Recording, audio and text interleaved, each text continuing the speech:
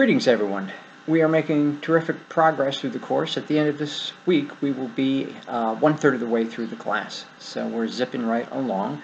Last week we spent a considerable amount of time discussing identity, how identity is formed, some of the processes underlying identity formation, a little bit of information connecting with attitudes, but we'll be doing a lot more of that this week.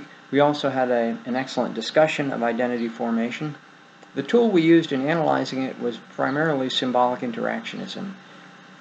I believe all of you have a pretty solid grasp of that, and we'll be using it more as we move through the course of the term. So this week we will be turning our attention to cognitive processes, such as the cognitive processes that underlie impressions. I'm sure you've all heard the expression that you never get a second chance to make a first impression. And that's true, and we'll discuss some of why that is the case.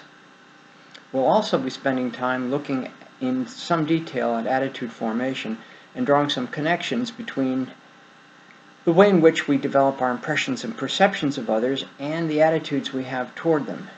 Both the impressions and the attitudes are significant because they influence our behavior. In our discussion, we're going to discuss attitudes in a context with which I think you'll be familiar, and that is evaluations of a political figure, in this case a president. If you follow the news, you know that there are attitude surveys done all the time asking people what they think of political leaders, including the president, not limited to the president.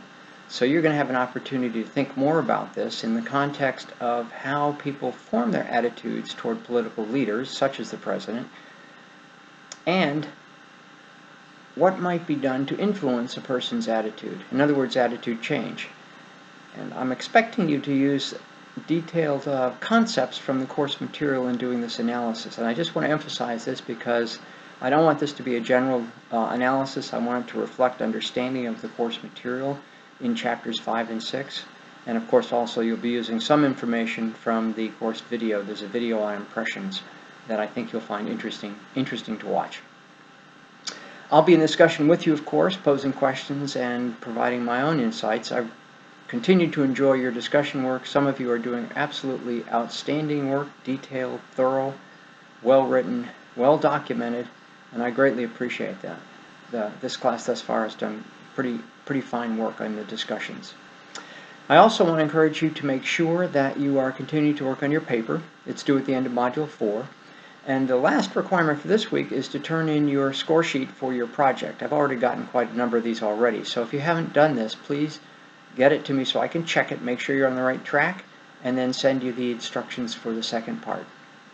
As always, if you have any questions during the course of the week, please don't hesitate to let me know. I will get back to you as quickly as possible, same day or at the latest the next day. Okay, have a great week.